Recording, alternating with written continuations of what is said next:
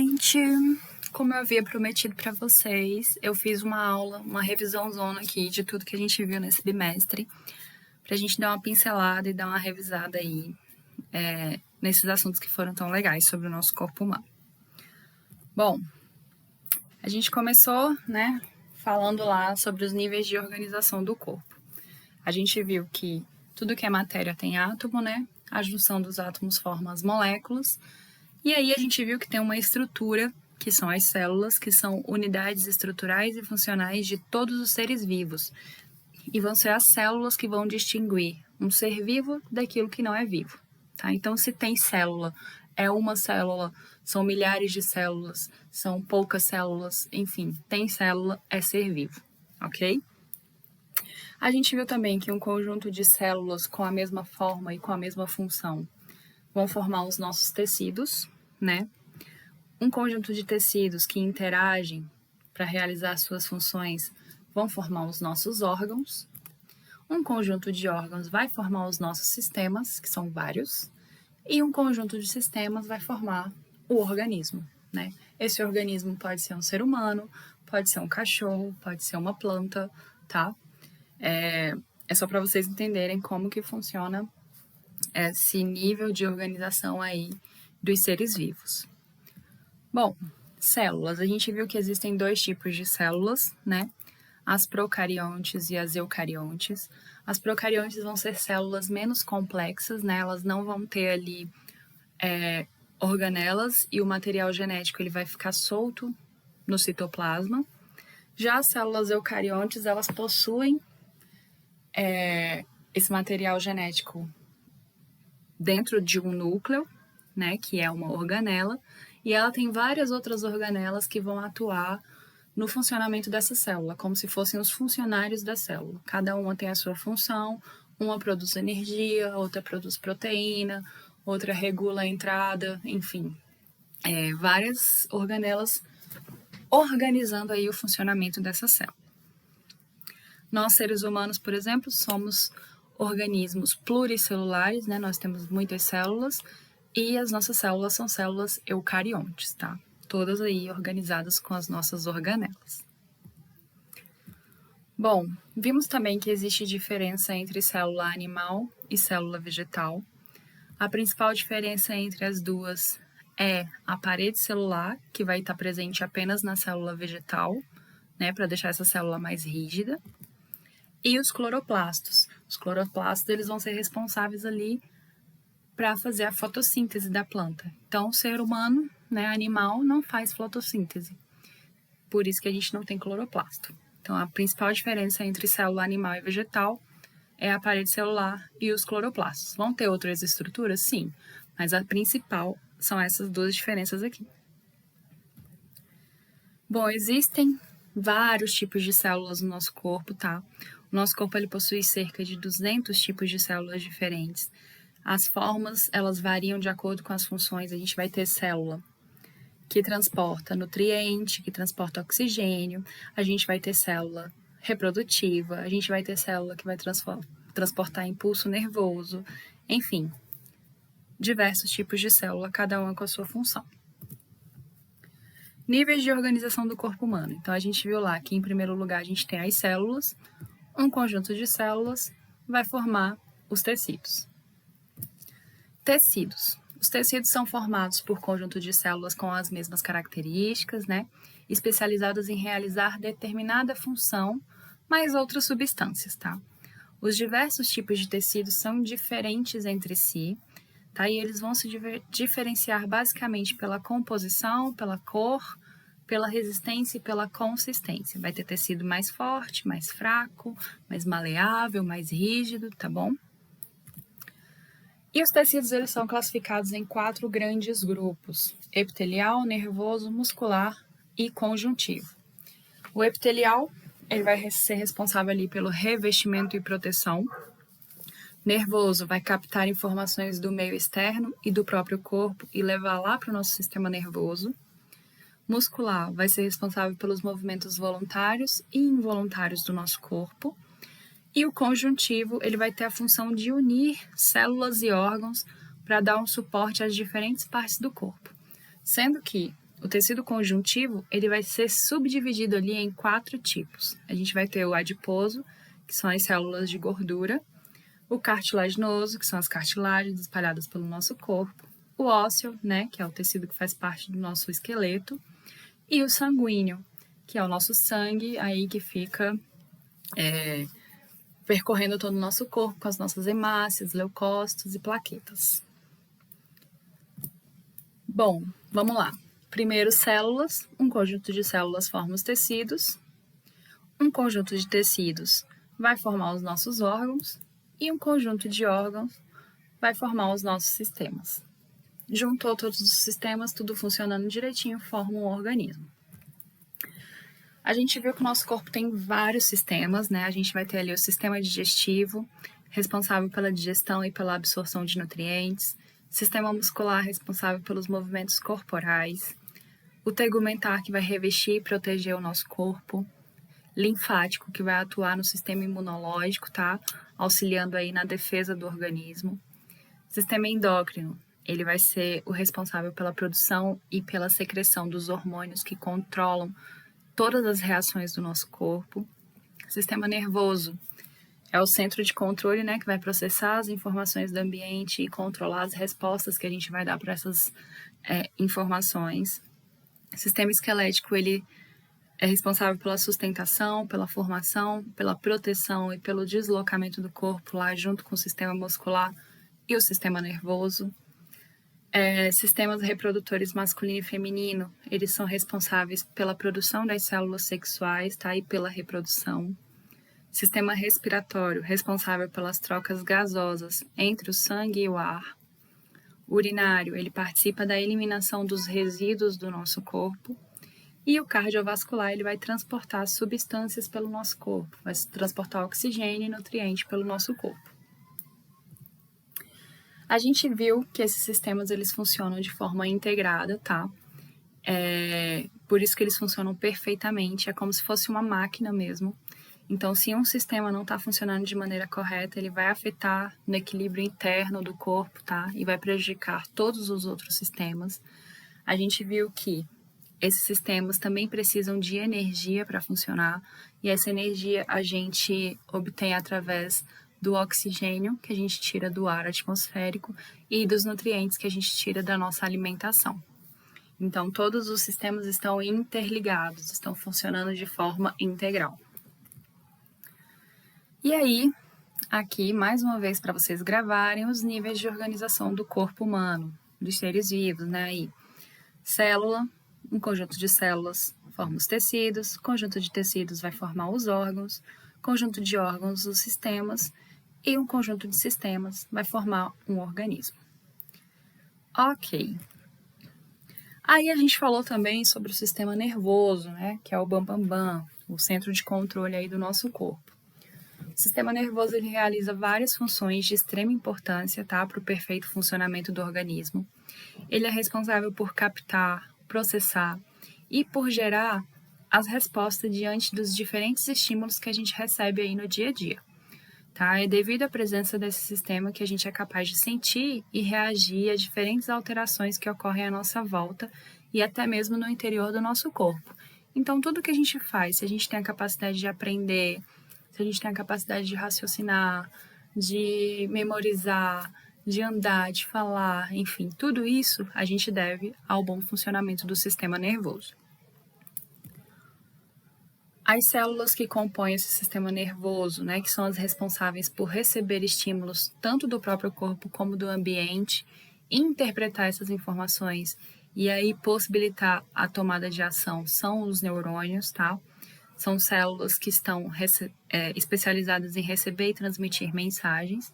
E um ser humano adulto, ele possui aproximadamente 100 bilhões de neurônios. A gente viu que são células que são mais difíceis de se reconstituir, mas que é possível a reconstituição, sim. A gente viu também que o sistema nervoso, ele é organizado em sistema nervoso central e sistema nervoso periférico, tá? Os estímulos do corpo e do ambiente são percebidos e então eles são enviados por meio dos nervos ao sistema nervoso central, onde as comunicações entre os neurônios vão organizar essas informações. Depois, né, essas informações elas geram uma resposta. Essa resposta ela é enviada novamente por meio dos nervos até o músculo ou até as glândulas para que aquela ação seja realizada, como, por exemplo, um movimento ou uma secreção de algum hormônio, enfim. O sistema nervoso central, ele vai ser formado pelo encéfalo, que é onde fica o nosso cérebro, né? E pela medula espinal, que vai ser responsável ali pelos nossos atos reflexos, tá? E esses órgãos, eles controlam as funções do organismo. Ambos são protegidos pelos ossos. O nosso encéfalo vai ser protegido pelo nosso crânio e por 3 membranas chamadas meninges. E a nossa medula espinal também vai ser protegida ali pela nossa coluna vertebral e pelas meninges também. O sistema nervoso periférico, ele está dividido em sistema nervoso voluntário e sistema nervoso autônomo. O voluntário, ele transmite informações que determinam as ações voluntárias, ou seja, aquelas que dependem da nossa vontade, como, por exemplo, andar, falar, tocar um instrumento, né? Ele é formado pelos nervos, que levam as informações do encéfalo para os músculos esqueléticos e dos órgãos do sentido para o encéfalo. E o sistema nervoso autônomo, que vai comandar as funções involuntárias do organismo, como o batimento cardíaco, o ritmo respiratório, a digestão, a excreção e etc. Bom, e a gente viu que mesmo esse sistema sendo aí o centro de controle do corpo, ele não está imune às doenças que podem surgir naturalmente ou não. Além disso, né, o funcionamento dele pode ser afetado aí com a utilização de substâncias psicoativas, que são aquelas que vão agir ali no sistema nervoso central. As principais doenças do sistema nervoso, a gente viu que algumas poucas, mas as principais: acidente vascular cerebral, o famoso AVC. O AVC ele pode ser isquêmico ou hemorrágico. Isquêmico é quando ocorre aqui o entupimento de um vaso, né? E aí uma região do cérebro vai ficar sem irrigação.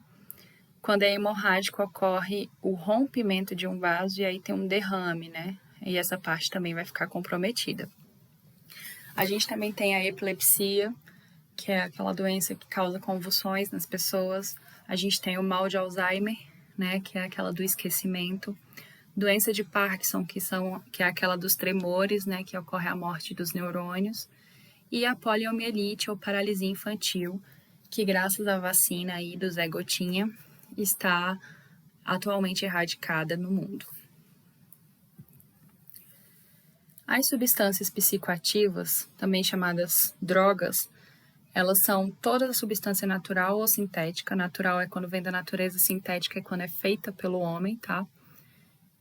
É toda substância natural ou sintética que provoque alterações no funcionamento do sistema nervoso central. Então, essa substância ela vai agir nas suas sensações, nas suas emoções, na sua consciência, tá? Vai modificar essas coisas.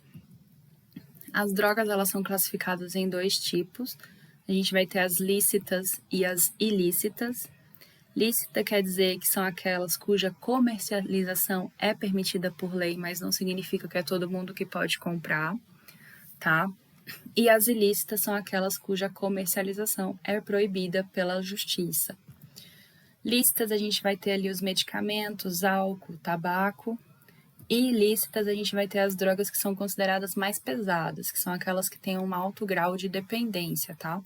Como, por exemplo, a maconha, heroína, cocaína, crack, né? Essas que são mais pesadas e causam mais prejuízos. Não que as lícitas não causem, tá, pessoal? Todas as drogas, elas têm a capacidade de tornar uma pessoa dependente, se aquela droga for utilizada de uma forma inadequada. As drogas lícitas ou ilícitas, elas também podem ser classificadas de acordo com a ação que vão promover no organismo. Elas podem ser depressoras, quando elas vão diminuir a atividade do sistema nervoso, né? Vão deixar a pessoa ali mais sonolenta, com a movimentação mais lenta também. Exemplos de drogas depressoras: álcool, antidepressivos, soníferos. Elas podem ser também estimulantes, tá? Que vão aumentar a atividade do sistema nervoso central. vão fazer o quê? Diminuir o sono, tornar a pessoa mais agitada, acelerar o ritmo cardíaco. Exemplos de drogas estimulantes: cocaína, crack, cafeína, nicotina, açúcar, que também é considerado uma droga, tá? E vamos ter também as alucinógenas, que vão ser aquelas que elas vão mudar a qualidade do funcionamento do sistema nervoso central, podendo causar ali alucinações. Exemplos de drogas alucinógenas: maconha, cogumelo, LSD, êxtase e etc. Bem, o sistema nervoso ele é responsável por receber informações externas e internas, interpretar e emitir uma resposta para cada uma dessas informações que ele recebe. Mas como que ele recebe essas informações? Quais são os órgãos que são aí responsáveis por captar os variados estímulos ambientais e do próprio corpo e mandar para o sistema nervoso? São os órgãos do sentido, né? O nosso corpo ele é formado por 5 sentidos, esses sentidos se integram. Então, a gente vai ter o tato ali, formado pela pele. A gente vai ter audição e equilíbrio, formado pelas orelhas. Olfato, formado pelo nariz. Gustação, formado pela língua. E visão, formado pelos olhos. Lembrando que o olfato e a gustação são sentidos que se integram, né? A gente, além de sentir o gosto através das nossas papilas gustativas, a gente também consegue sentir o cheiro do alimento aqui através do olfato, deixando aquele alimento mais saboroso. Bom, a visão, ela é um dos sentidos mais importantes, né, que possibilita ali a gente enxergar. Os olhos, eles são os órgãos que compõem aí o sentido da visão, e eles captam estímulos luminosos do ambiente, né, por isso que a gente enxerga quando está claro, quando tem luz. Quando está escuro, a gente não consegue enxergar. Eles se localizam lá nas nossas órbitas, né?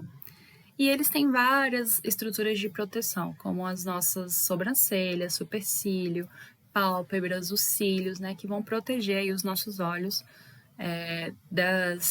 do ressecamento, dos agentes externos, enfim. Como que funciona o olho? A gente viu lá que a luz, ela vai passar pela córnea aqui, que é considerada a primeira lente do nosso olho, né? Ela vai entrar aqui pela pupila, que é esse orifício. A lente, ela vai focar, né? Vai fazer ali o movimento para poder focar e essa imagem vai ser projetada lá atrás na nossa retina. Na nossa retina, a gente vai ter as nossas células fotorreceptoras. Essas células, elas vão gerar um impulso nervoso que vai ser transmitido por meio do nervo óptico até o nosso cérebro. E aí, lá no cérebro, a gente vai conseguir o resultado da imagem que a gente está vendo. Quando essa imagem é projetada aqui na retina, ela é projetada num tamanho que não é o tamanho real e ela também é projetada de forma invertida aqui, ó, de cabeça para baixo. É só quando ela é passada lá para o nosso cérebro, quando os impulsos nervosos são passados para o cérebro, que a gente consegue ter um resultado daquilo que a gente realmente está vendo. As nossas células receptoras são os bastonetes e os cones. Os bastonetes, eles percebem ali a luminosidade, né, o claro e o escuro. E os cones, eles vão ser responsáveis pela percepção das cores. Nós vimos também que existem alguns problemas de visões, né, alguns problemas de visão que acometem as pessoas e que existem lentes para corrigir esses problemas. A gente viu os 3 principais problemas de visão, né, os mais conhecidos e os mais comuns. A gente viu a miopia. Miopia é quando a pessoa ela não enxerga com nitidez objetos afastados do seu olho, né? Por quê? Porque essa lente aqui ela é muito convergente, então acaba que a imagem ela é projetada antes da retina e aí ela vai precisar de uma lente divergente que faça com que essa imagem seja projetada no lugar correto, para a pessoa enxergar com nitidez. A gente vai ter a hipermetropia, que é o contrário da miopia, ou seja, a pessoa não enxerga com nitidez os objetos que estão próximos ao seu olho. Por quê? Porque essa projeção vai ser feita atrás da retina, e aí ela também vai precisar de uma lente corretiva para poder trazer, né, modificar aqui, trazer essa imagem para o local correto. E a gente tem também o astigmatismo, tá? Que é quando a nossa córnea, que apresenta uma curvatura aqui convergente, né, uma conchinha. No caso do astigmatismo, essa curvatura ela tem uma alteração. E aí o que acontece? A imagem ela não chega lá na retina bem focalizada. Chega uma parte, a outra não chega, e acaba que a pessoa não consegue, o cérebro não consegue interpretar e formar uma imagem nítida. Aí é usado também um tipo de lente cilíndrico para poder fazer aqui com que essa imagem chegue na retina de forma que o cérebro consiga interpretar direitinho. Vimos também o daltonismo, né, que é uma alteração hereditária, ou seja, ela é transmitida dos pais para os filhos, tá? E ela é caracterizada pela incapacidade de distinguir algumas cores primárias. A causa dessa condição pode ser ou a ausência ou o mau funcionamento dos cones, tá? Que são os nossos fotorreceptores responsáveis ali pela percepção das cores. O daltonismo ele não tem cura, mas ele pode ser minimizado aí com o uso de lentes de contato ou óculos que vão auxiliar as pessoas a distinguir as cores que são muito semelhantes. E aí existem diferentes tipos de daltonismo, tá? Cada qual com a sua especificidade. E por fim, a gente viu sobre o sistema locomotor, né? A gente viu que o sistema locomotor, ele é formado pelo sistema esquelético e o sistema muscular, em conjunto com o sistema nervoso, né, comandando isso aí, e eles são os responsáveis pelos movimentos do corpo e pela locomoção. O sistema esquelético, a gente viu que tem aí a função de sustentar o corpo, de dar forma ao corpo, proteger os órgãos vitais, permitir o deslocamento junto com o sistema muscular e nervoso, armazenar cálcio e fósforo e produzir as nossas células sanguíneas. São aí as funções super importantes do nosso sistema esquelético. Vimos que o sistema muscular ele é formado por músculos, né, que ele é responsável pelos movimentos corporais, como a mastigação, a expressão facial, a locomoção. E além disso, ele atua nos batimentos cardíacos, né? Atua também na nossa digestão ali, no nosso intestino. E aí, o sistema esquelético, junto com o sistema muscular, comandados pelo sistema nervoso, eles vão formar o nosso sistema locomotor, tá? Enquanto os ossos, eles vão dar forma e sustentação para o corpo, né? Os músculos, eles vão ser responsáveis pelo movimento, porque eles têm a capacidade de contrair e relaxar. E aí, conectado ao músculo, sempre vai ter um nervo, e essas ramificações dos nervos, elas chegam às fibras musculares e estimulam os movimentos de contração por meio dos impulsos nervosos. Então, a gente pode dizer que os movimentos musculares, eles são controlados pelo sistema nervoso. Seja o movimento voluntário, que é aquele que acontece com a nossa vontade, ou os involuntários que estão acontecendo o tempo inteiro. E que todo esse movimento, ele consome energia. Energia que a gente consegue lá da nossa respiração, né, do nosso oxigênio que a gente capta na respiração e dos nutrientes que a gente capta na nossa alimentação. Bom, a gente viu que nos demais animais vertebrados, a movimentação ela é bem semelhante à do ser humano, tá? Acontece a interação entre os ossos, articulações, musculatura, tudo também comandado lá pelo sistema nervoso. No entanto, vão existir várias adaptações nos diferentes grupos e essas adaptações elas vão estar relacionadas ao ambiente que aquele animal vive. Pode ser um ambiente aquático, pode ser um ambiente terrestre, pode ser animais que voam, né? Então, cada adaptação vai ser benéfica para o ambiente onde aquele animal vive. A gente viu também que o sistema locomotor, assim como os outros sistemas do corpo, ele precisa de atenção e de cuidados para manter o seu bom funcionamento. Né? Nós vimos que existem os desvios na coluna vertebral, que às vezes você sentiu uma dor na coluna vertebral, uma dor nas costas. Não significa que você tenha algum problema na coluna vertebral, mas que é muito importante você cuidar da sua postura para que essa coluna vertebral se mantenha saudável. Vimos que os desvios na coluna vertebral, eles podem ser a hiperlordose, que vai ser uma curvatura na lombar exagerada. A gente tem também a hipercifose, que é uma curvatura na dorsal exagerada. E a escoliose, que vai ser um desvio lateral, tanto para o lado direito como para o lado esquerdo.